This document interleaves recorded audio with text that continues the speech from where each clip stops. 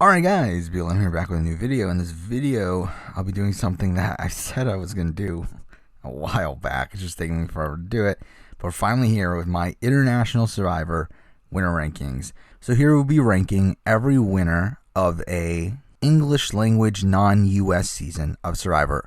Outside Survivor Africa, Panama, because that season's not available online. So I will be talking about the winners of the 2 seasons of Survivor UK, 2 seasons of Survivor New Zealand, 7 seasons of Survivor South Africa, and 7 seasons of Australian Survivor, with obviously 2 of them being before the current iteration of the show and 5 of the current iteration of the show. Now, I have already done individual videos on my Australian Survivor winner ranking and my Survivor South Africa winner ranking.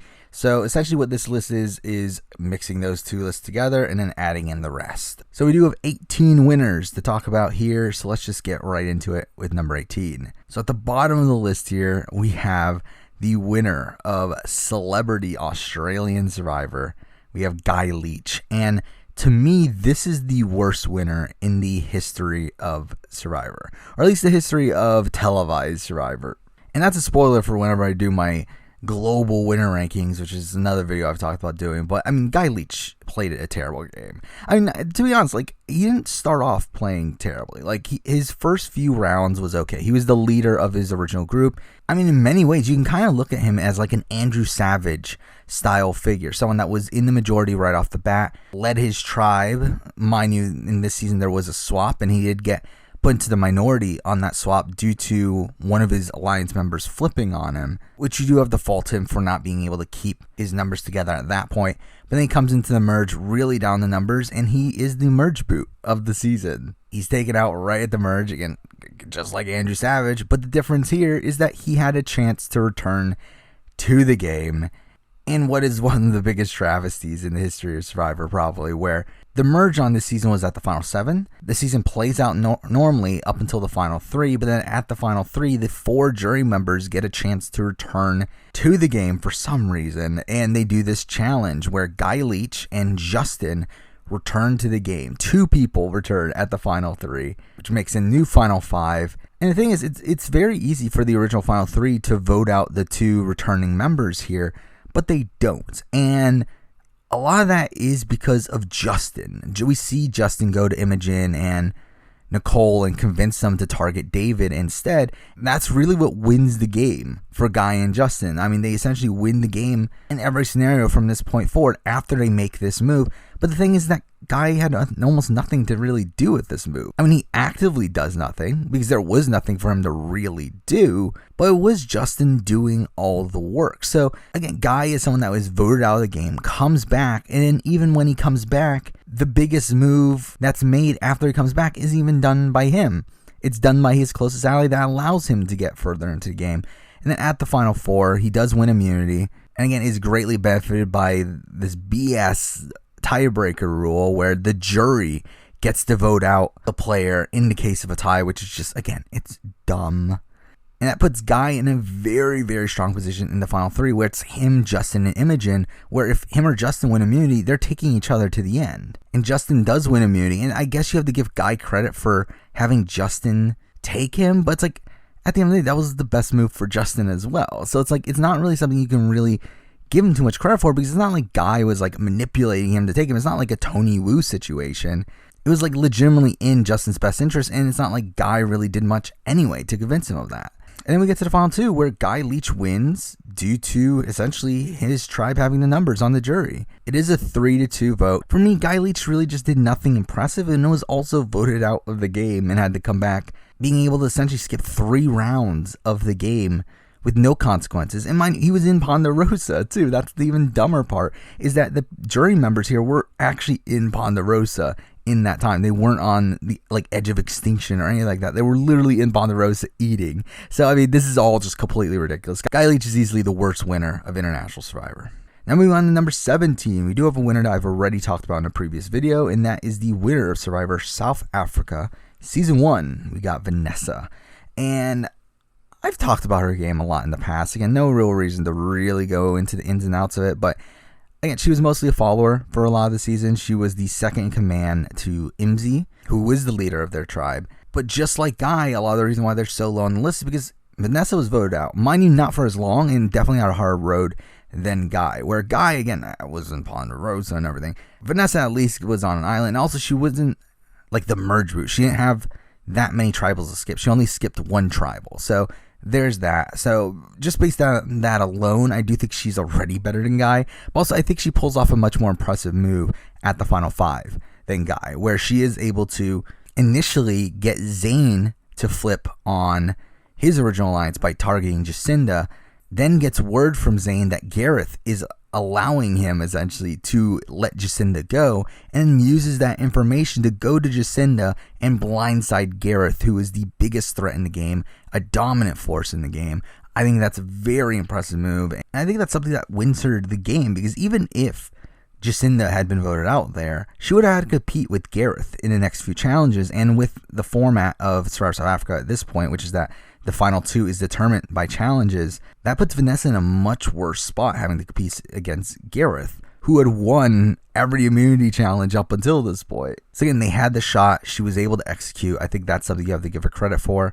But I don't love how loyal she was to MZ. She was willing to take MZ to the end, willing to sacrifice her game to give MZ the game, essentially. Like, she wanted to give MZ the win. That's not great. But to be honest, that one move alone is probably a better move than most of the winners I will be talking about after's ever made. So, I mean, I do think there is impressive elements to Vanessa's game, but she had some massive downsides, plus the fact that she was already voted out and had to come back to the game. So she lands number 17. Now, number 16, we have another winner I've already talked about, and I've already ranted about this player's game, so no real need to do the full rant again, but here we have KRISTIE BENNETT from Australian Survivor. Kind of season 1 the reboot.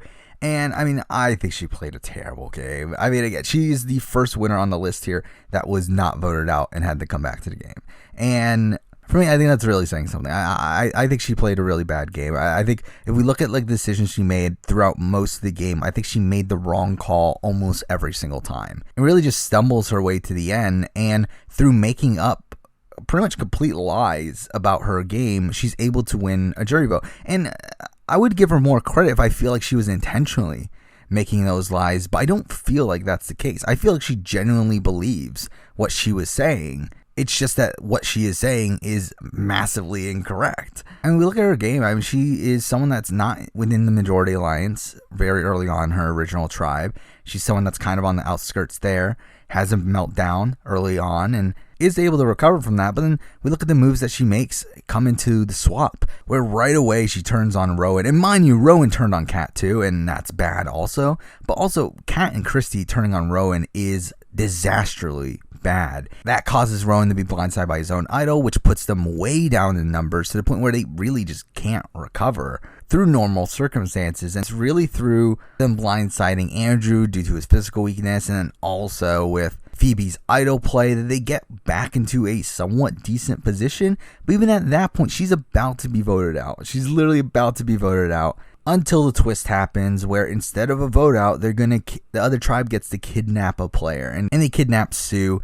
And then this leads to a position where KRISTIE finds out about how Phoebe was about to blindside her, and through this, KRISTIE obviously is able to turn the vote on Phoebe, but it's like she was supposed to be out already anyway. So like her executing this move isn't like some marvel of gameplay, and even her flipping out on Phoebe now is probably her only real move here anyway. At the merge, she wasn't taken out due to the fact that she wasn't a threat. And again, this is another thing where I would give her credit if she was a threat and she was able to hide that she was a threat, but the thing is that she wasn't a threat. I mean, in the end game, she is part of the group that flips against Brooke, which was in her best interest, so at least you give her credit for that. But then, I mean, in the end game, again, like, she actively ruins her position over and over and over again, where her best case scenario is getting to the final 3 with Lee, but without Elle. And she wastes every single opportunity that she has to not enact this scenario, and actively takes out people that would have benefited her situation if they made it further. Again, like if she had Matt and Lee at the end, if she had Flick and Lee at the end, that would have been her best case scenario. But instead, she takes the chance of going to the end with Lee and Elle, a duo that is never turning against each other. So she essentially has to win the final immunity challenge against 2 very physical people, and just so happens to do it But that was a very small likelihood of actually happening. And she gets the end of Lee again and beats him because the jury is one, anti the sentiment that Lee is kind of preaching of loyalty and honesty and stuff, but also because KRISTIE just makes up her game and people believe it. So yeah, for me, I love how I said I wasn't going to go on a rant. I pretty much did anyway, but I don't look at KRISTIE as a good winner. I don't think she's even really a good player. So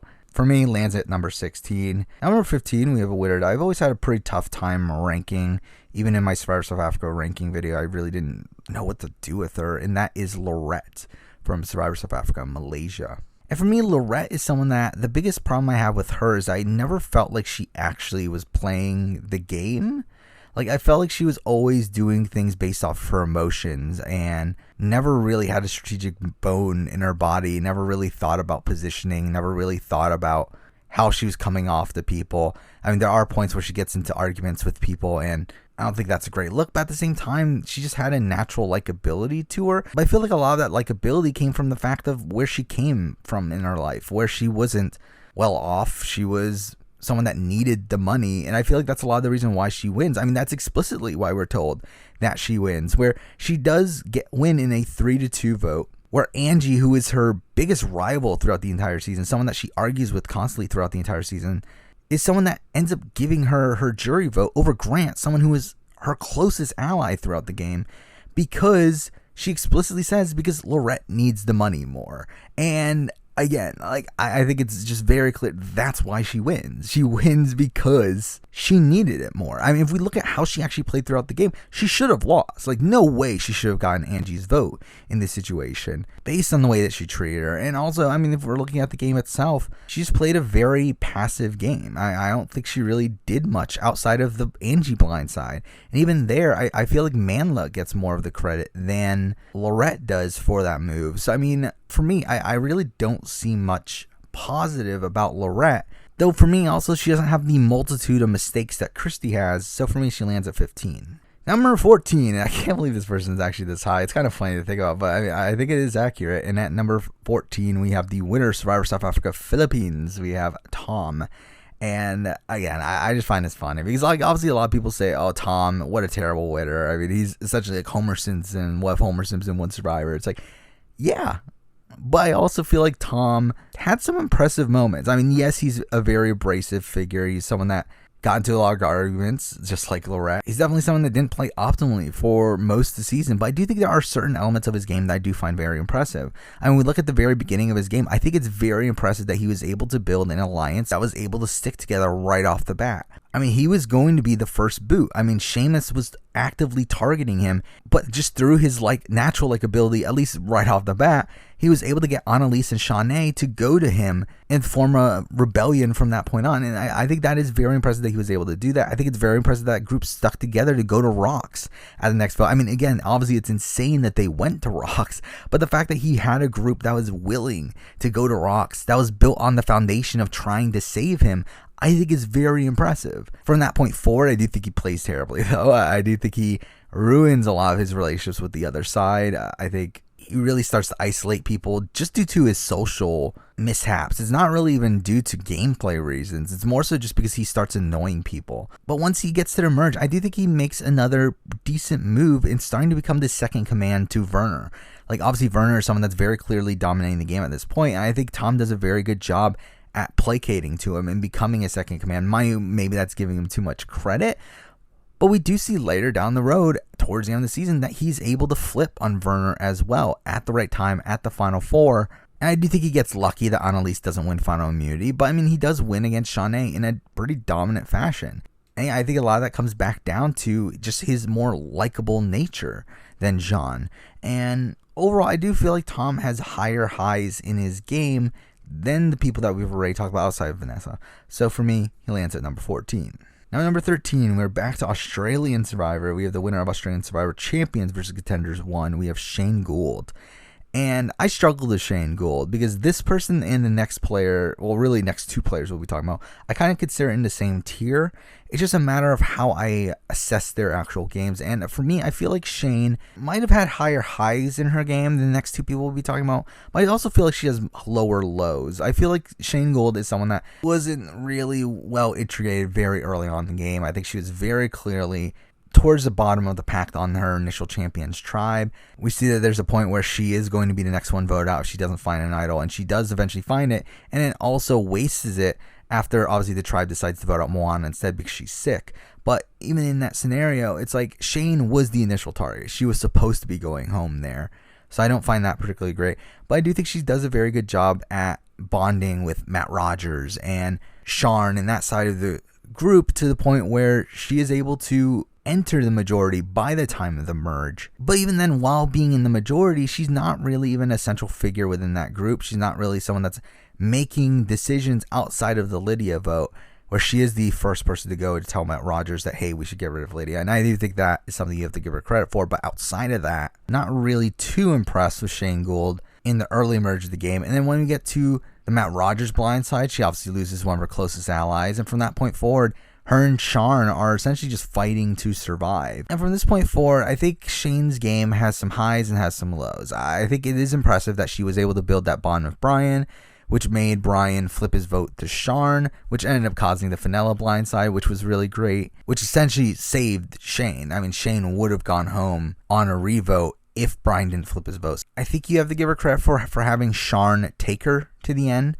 As again, that was something that was completely against Sharn's best interest. Sharn wins easily against Brian, while obviously she ends up losing against Shane. But at the same time, I do feel like Shane gets very lucky with how she wins. I feel like a lot of the reason why she wins is due to the missteps of Sharn, not necessarily due to things that Shane actively did. So mixing that in with the fact that obviously she was in danger a lot earlier on in the game, for me, she does end up landing here at number 13. Now, number 12, we're on to a winner I actually haven't talked about yet in any of my videos previously, and we're at Survivor UK Season 1. We have Charlotte, and I always found Charlotte to be a tough one to rank as well, because Charlotte is someone that I feel like her perception out there on the season is very different from the edit that we got, because the edit that we got of Charlotte is her kind of as this villain, especially for the first half of the season, of her being pretty unlikable, her really like calling people out, her getting into arguments. But then later on this season, we see just a lot of people like her, and she's a very social person, someone that gets along with most of the people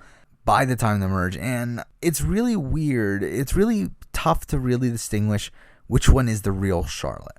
But if we're looking strictly at the gameplay, I mean, I think you have to give her credit earlier on. She's able to build a very core group and become the central figure of that group. Mind you, that group falls apart right away, and she makes it to the merge without any of her previous alliance members. And even by the time of the merge, though, the people that she makes it to the merge with, all of them seem to be very close with her. They seem to actually trust her as part of the group, despite her not voting with them in previous tribal councils. And due to her being the smallest physical threat out of her original group, she's able to get further than every member of her original tribe, and even make it past Heat, who is someone that was kind of on the outskirts of the other tribe as well, to the point where she gets to the final 6. And at this point, she's able to get Richard and Jackie to flip on their original alliance, join her to cause a tie vote, and due to James's plan from earlier on in the game of spreading the votes throughout multiple players, in the case that they do eventually come to a tie vote, they might have the opportunity to win out on the tiebreaker rule, and that ends up happening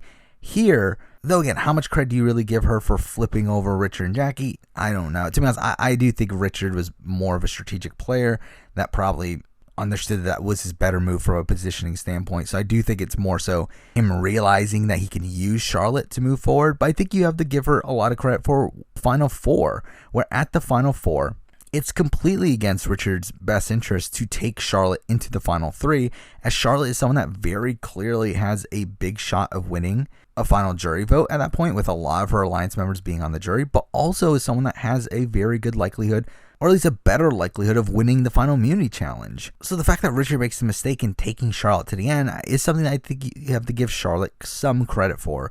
And then she does obviously win final immunity. She knows her right move in voting out Richard, and is able to get to the end of Jackie, who she wins against unanimously.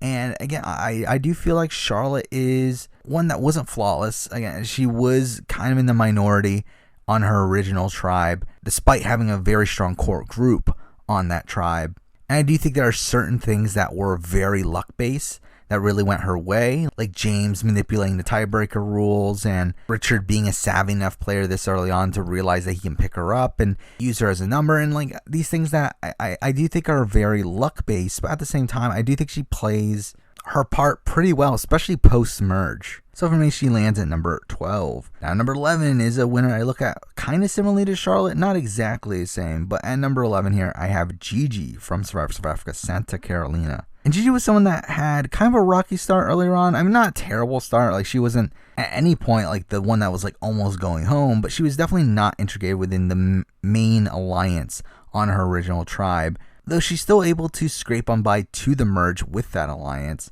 And at the merges, sticking with that tribe, where a whole bunch of shenanigans happen that cause weird tiebreaker stuff to happen. And really, GIGI doesn't really have that much to do in the early game. I think where you start to give her credit for is once her alliance starts to get picked away, and it's left with only her and Sade. And I think she does a pretty decent job in getting Ashley Hayden to trust her. And Ashley Hayden is someone that ends up dominating the end game of that season.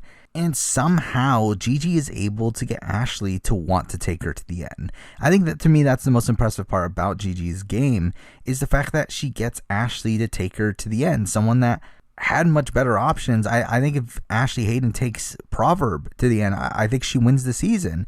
I mean, but at the final three, she decides to take GIGI instead, ends up losing in a 6-3 vote, where she had 4 locked votes on the jury from her original tribe. It's ridiculous to take her to the end in that situation. I think you have to give GIGI credit for being able to convince Ashley to do that. I think she also plays her part with Ashley pretty well.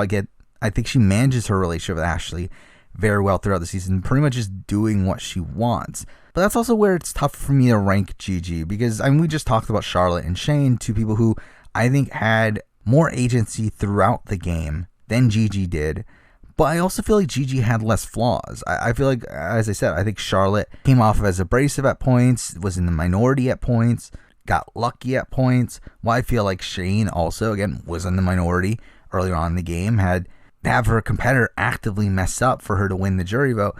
I feel like GIGI doesn't really have those flaws. Like, I feel like she doesn't do anything particularly wrong, but also doesn't do anything overly right either. So for me, GIGI was always a tough one to rank, but I did land her here at number 11. Now, number 10, we have another winner we've already talked about. So from Australian Survivor Season 2, or Season 4, however you want to think about it, we have Jericho. And for me, I think Jericho plays a very messy game. If we look at how Jericho plays, I think he is someone that very rarely passes on an opportunity to make a move. And I think that really kind of blows up his spot multiple times throughout the season.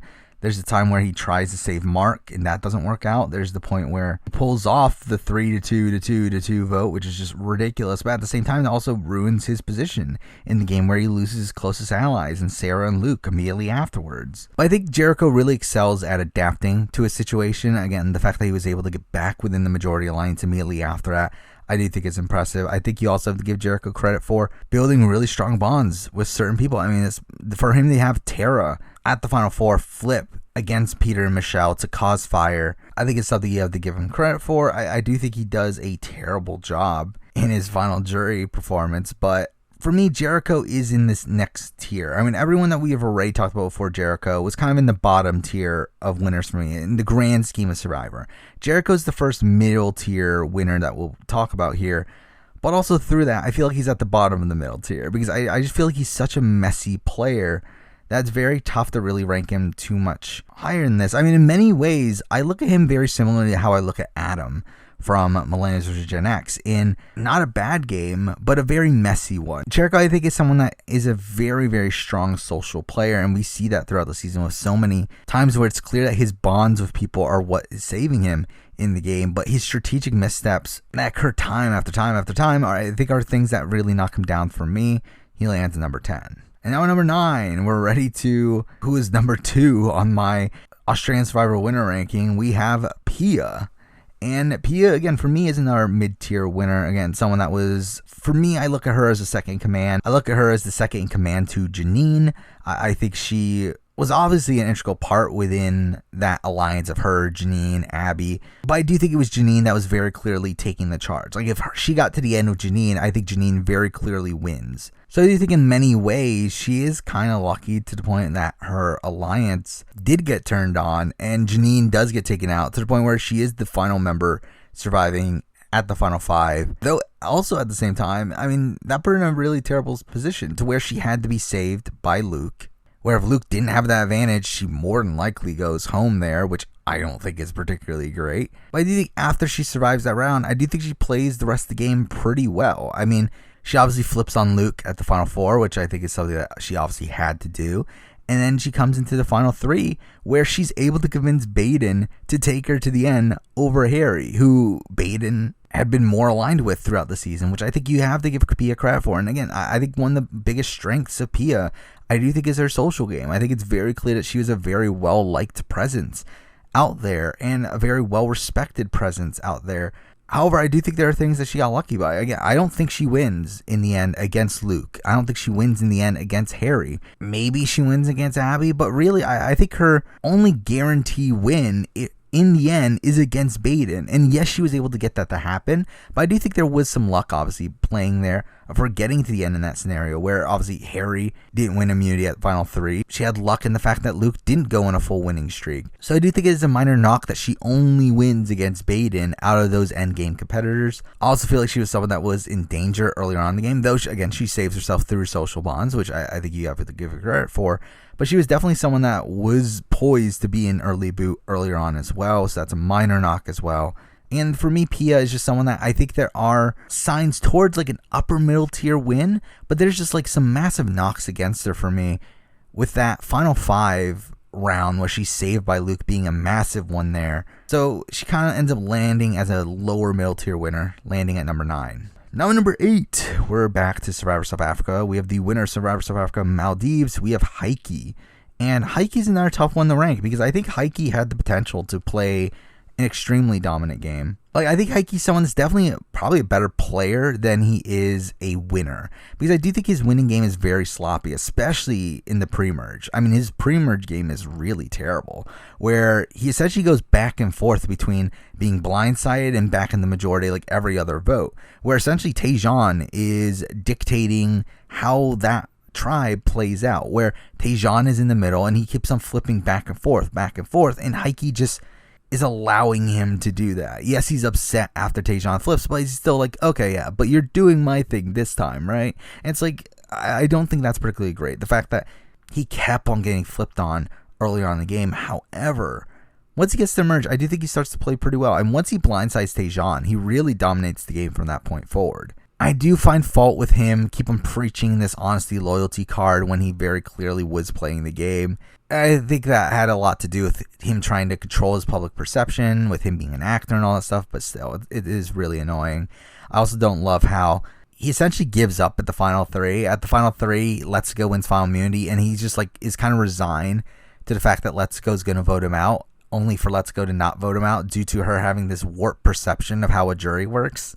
Again, you have to give him credit for being able to beat her in a jury vote, but it's also like it was purely out of luck. Like, he really, really didn't think that was going to happen. Like, he actively gave up in the game. And even at the point of Final Tribal, you could clearly tell he wasn't in the right headspace there to really prop up his game the way he should have. But at the same time, again, like, I think there are definitely points where he dominates the game. He dominates that end stretch of the game and was the leader of his alliance, even though that alliance kept on losing numbers earlier on in the game. He was the leader of that alliance. He is a dominant figure through the season, despite having a bevy of flaws. That does land him here for me at number 8. Now, number 7, we have a winner I haven't talked about yet, and I find this winner very, very tough to talk about. And we have a very early winner, the winner of Survivor UK Season 2, Survivor UK Panama. We have Johnny. And, I mean, what is there to say about Johnny? I really don't know how to really assess his game because it was such a straightforward game. I mean, Survivor UK Season 2 is the most straightforward game of Survivor ever played, where there was a very clear-cut alliance right from the get-go, and that alliance steamrolled. Not necessarily because they did much right, but just because that was just what happened. Like, right off the bat, a group of 3 was formed. He was part of that. on a tribe of 6, they had the numbers. They got to the merge. His tribe won the tiebreaker. They pagonged the other tribe. And something I do think you have to give him credit for is that he had the closest alliance with John and had a closest alliance with Susanna. So the point where they got to the final 3, he was going to the end no matter what. And based on how people talk about him, it does seem like he wins the jury vote against both of them. Though I do think it would have been more interesting to see if he wins against John. But him against Susanna, he wins unanimously. So I think you got to give him credit for that. But it's like, how much was he really playing the game? I don't know. Like, I mean, if we look at his confessionals, he never talks about the game in a strategic manner. Like, he was planning on taking John to the end, who was the tougher beat for him. Like, I just find it very tough to assess Johnny's game because I just don't know how much game there actually was. But if we look at how the game played out, it's like, yes, he was a central figure in the majority alliance throughout the entire game. That steamrolled the game. And I think that alone is something that puts him at the top of the middle tier, but I do find it tough to really put him in the top tier because I just don't know how much of that was actually on purpose. And even through that, he wasn't really the decision maker for his group. Despite him being essentially the center of the majority alliance, he wasn't the one making decisions for that majority alliance. We see John be the one to come up with the strategies for that group. So I do think that is something that I do also knock against him. For me, he does land at number 7. Now number 6, we're on to another winner that really I look at very similarly to Johnny, but slightly more strategic, and that is the winner survivor New Zealand, Nicaragua. We have Avi. I remember at the time that a lot of people were disappointed that Avi won the game, a lot of the super fans and everything, but I think Avi played an incredible game. Yes, there are points where he comes off as very indignant. I mean, after the Sala blindside, I think he really comes off terribly. But outside of that, it just seemed like people just naturally loved him. It's just people seemed to think of him as a really great guy, and that got him through the game. And right off the bat, he's put into a really good position. He's essentially the main decision maker in the game, where like a lot of the people in the game are targeting Tom. And he's able to flip those people away from targeting Tom. He's able to get Shay to flip against her closest allies in Lou and Sala to keep Tom in the game. And I do think that is something you have to give him credit for. Again, he builds really strong bonds and is able to keep those people safe using those strong bonds outside of the Sala blindside. And really, the Sala blindside is the main portion of the game that I do have the most fault with. Though something I do find interesting is that they blindside Sala because they're like, oh, Sala's the biggest threat to win the game. But then when it comes to Avi, they're all fine just letting Avi continue on the game, to let him steamroll the game essentially, because he never really has trouble from that point on. Like, Barb essentially gives up her game to allow Avi to win the game. That's essentially what her goal is after the Sala blindside, which I do think is something that's completely mind-blowing considering she just pulled off that massive of a move. Now, while Avi isn't the most strategic guy in the world, I do think he actually is a better strategic player than people give him credit for. I just think he's not really willing to admit when he's playing strategically. But I do just think it's impressive how easily he steamrolled that season. He really had that one trouble point, but outside of that, I mean, he really just easily walked to the end. And I think that is very impressive. But at the same time, again, just like Johnny, I just don't know how much of his game was actual game and how much of it was just him wanting to keep people he was close with, him wanting to play essentially on his emotions. I don't really know how to distinguish the two. Despite a pretty dominant game, I do still have him landing here at number 6. And now number 5, and from number 5 on, I am considering this the dominant tier of winners for International Survivor. Mind you, the bottom 2 here are definitely towards the bottom of that, but I do consider them pretty dominant winners. And the first one that we're going to be talking here at number 5 is someone that I haven't been able to talk about yet, and that is the winner of Survivor New Zealand, Thailand. We have Lisa Stanger. And Lisa is kind of one of these players, kind of similar to like a Natalie Anderson, where I think there is a small portion of the game that she 100% dominates, but there's also a good chunk of the game where she's more of a second command. And that's why for me it is tough to really see her as a dominant winner, though I still put her at the bottom of this tier. Again, she is someone that was kind of in the background for a lot of the game, or especially earlier on pre-merge. She wasn't in the main majority alliance, but she wasn't someone being targeted by that majority alliance. Come into the merge. By the time of the merge, she becomes the second command to Matt, who was dominating the early merge of that game. She helps pull off the Brad blindside, which is very impressive. But then I think the thing that you start to give her a lot of credit for is that at the final 6, she knows she has the flip on Matt. I mean, she is able to get Matt's childhood friend to flip on him and create a 3-2-1 vote where she takes out a guy with an idol in his pocket. It's a ridiculous vote. It's a very impressive accomplishment there that she's able to pull that off, and I do think that is something that you really have to give her credit for. And from that point on, she becomes a very clear front runner to win the game, and really she's massively harmed by Tess winning that final immunity, because if that didn't happen, I think she does get to the end of the game and wins pretty handily against both Tara and Dave. However, because Tess does get to the end, she does become in a very precarious spot at the final 4. Mind you, she does get saved by the fact that Tara is willing to give up her game for Lisa. I mean, she gives up her game because she knows that Lisa wants it more. And there's two sides to this. Obviously, you can knock Lisa for the fact that I think she has a much tougher time getting through that round if it wasn't for Tara wanting to quit her game. But I also think you have to give her credit for having Tara be someone that was willing to give up her game for her. Like, again, it's a double-sided thing there, but at the end of the day, I don't really knock her too much for it. Though something I do knock her a bit for is how the final vote plays out, where I do think she does get kind of lucky that Dave is outed as having, obviously, a childhood friend in Matt at the end. Obviously, she very clearly has the jury votes of Matt and Tara at the end, no matter what. Like, she 100% has those votes, but there was a situation where it could have been a 3-2 vote in some scenarios where, like, Aaron and Eve were definitely not guaranteed Lisa votes. They could have voted for Dave.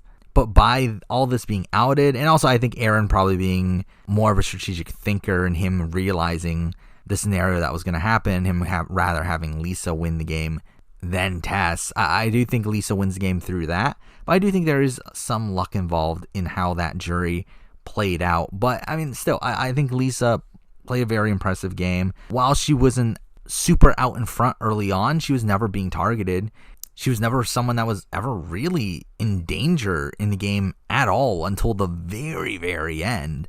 I mean, and I think she pulls off some very impressive moves. Again, she was part of the Brad blindside. She was definitely the main orchestrator of the Matt blindside, which I think is, again, one of the better moves out of this entire list. Like, out of any of the moves that any of these players made that are on this list, I think that's one of the best moves on there. So I think it's very impressive. While not extremely dominant, like not dominating the entire game, I do think her dominance of the end game is impressive. Lands here at number 5. Now, number 4, we're back to Survivor South Africa, and we have the person who I ranked at number 2 on my Survivor South Africa winner ranking. We have Graham, the winner of Survivor South Africa Champions. And I think Graham played an extremely dominant game of Survivor. The problem is that he played an extremely messy game of Survivor as well. Again, like, in many ways, he is a very boring Tony. Like, he is, personality-wise, pretty bland, but gameplay-wise, he plays just as dynamically as Tony. He flips on his alliances left and right. He has this very chaotic way of looking at the game, but it really works out for him because of the social bonds that he's able to build. I mean, he flips the game right away. Right on that first vote, he flips against Xavion, takes out his closest ally in Ashley. He holds control on that majority alliance up until the merge. Come into the merge, he does start to get targeted, and I think that is a downside. And he actually comes very close to being taken out on that merge vote. I mean, largely due to Althoff being an idiot and just throwing his vote away, which caused a tie vote. And again, it was a very precarious spot for Graham, but he is able to make it through it. And that's when he starts, like, turning on his allies. Like, he flips against Solly, which I don't think is the worst move in the world, but then he flips against Moira, who is a very close ally of his, and I think that one's a bit more questionable. He allows Shane to get to the final 7, which I don't think is particularly great, but at the same time, he blindsides Shane with 2 idols in his pocket, which I think, again, you have to give him credit for building such a strong bond with Shane to the point where he trusted him not to play 2 idols at the final 7. I do think Graham gets very lucky with winning immunity at the final 5, where at the final 5, Sivu has an idol, which technically he wasn't supposed to have, but whatever. And Xavion is the clear boot there because, again, it was between him and Graham had immunity, so they got rid of Xavion. But it's like, if Graham didn't have immunity there, I think there's a very good chance that Graham could have been voted out there. So I do think that's a knock against him.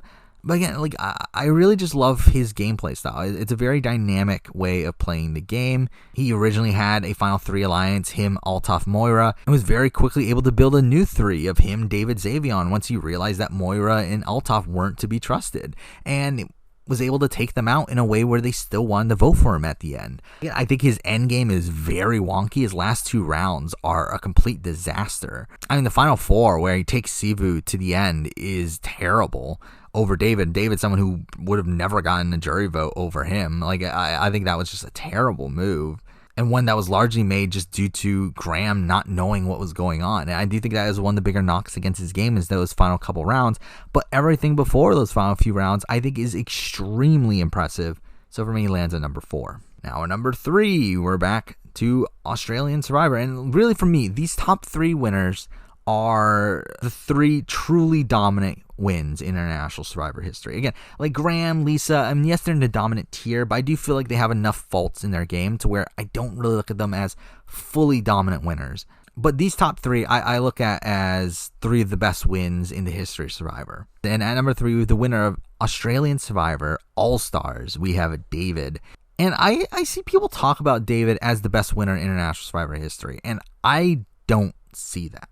Like, I look at him as a very dominant winner, a very strong winner. I mean, he dominated that entire merge section of the game onwards. Like, the way he played that was very impressive. I think he did pretty well earlier on in the game. I mean, I think the fact that he was able to build the alliances with, like, Lockie and that group, but also build the bond with Matt Rogers was very impressive, even though he does get ratted out earlier on, and the show doesn't really show that, but supposedly that entire Lockie group knew that he was being the rat between the 2 groups.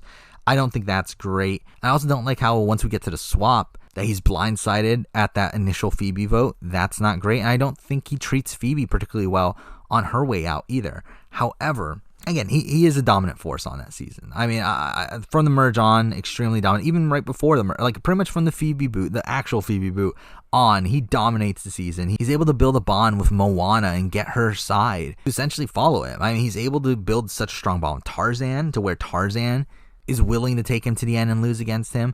We have Sharn and Mo, 2 people who had no reason to go against him at the end, consider taking him to the end.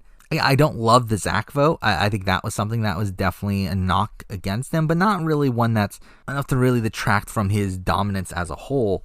I do think David played an extremely dominant game of Survivor, and a very impressive one at that. However, he does have those couple knocks, and I think those couple knocks aren't things that the next 2 winners that we'll be talking about have, or at least not as big of ones that the next 2 winners we'll be talking about have. So for me, I do have David here at number 3. Now number 2, and the top 2 here were very, very tough. I think the problem between these 2 is that we have 2 of the best players to ever play Survivor ever. But I feel like one person played a game that was less flawed than the other one, despite I think the person that we'll be talking about at number 2 here probably is the better player. But I think definitely had more holes in his game. And number 2 here is a player I've talked about so much already. The winner of Survivor South Africa, Island of Secrets, we have Rob Bentele. Rob plays one of the most dominant games I've ever seen. It's very, very impressive. Like, I am more impressed by what Rob Bentele does in this season than what the number 1 winner does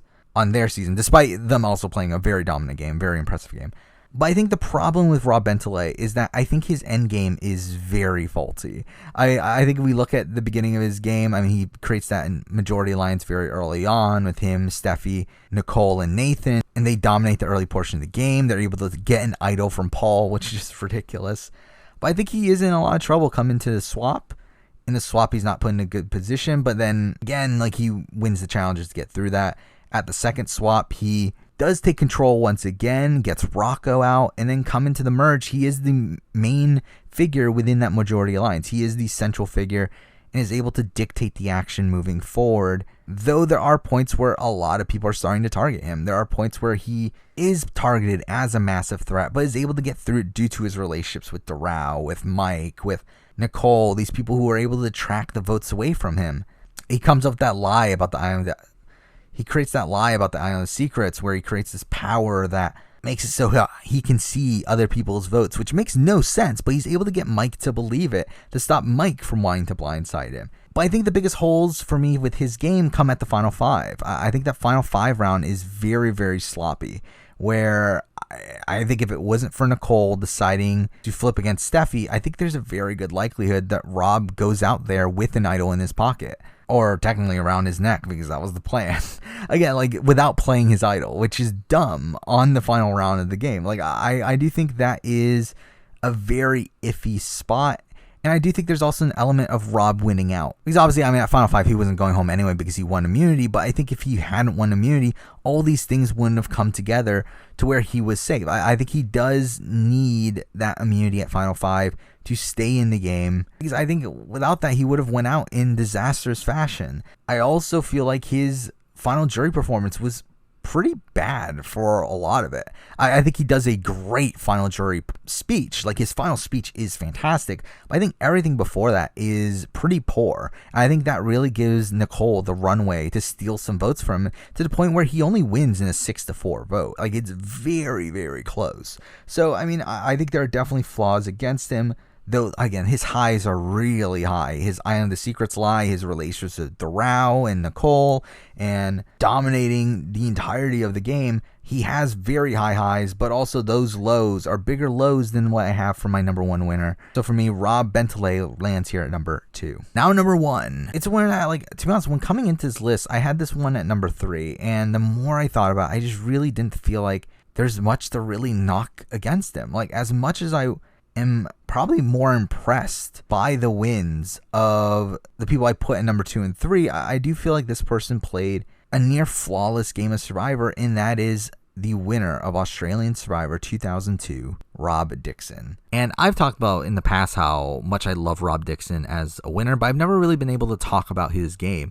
And I mean, to be honest, there's not really that much to talk about, considering he just dominated the game from beginning to end. I mean, we see him right away become one of the leader figures on his tribe, him building an alliance with Katie very early on that's able to hold the majority throughout the entire pre-merge. I mean, his tribe doesn't go to tribal for most of the pre-merge. They literally go to one tribal, and during that tribal, his alliance is all over the place, really, but he's the one that actually enacts the plan that does go through. And then we get to the merge where they're able to bagong. But then at the final 6 is where I think his game really becomes impressive, where Joel is someone that's very clearly on the bottom at that point. He's about to go home, but he also realizes that Joel is a very loyal number. Someone that if he were to take Joel to the end, Joel would be someone that would be willing to go through with a promise no matter how dumb it is.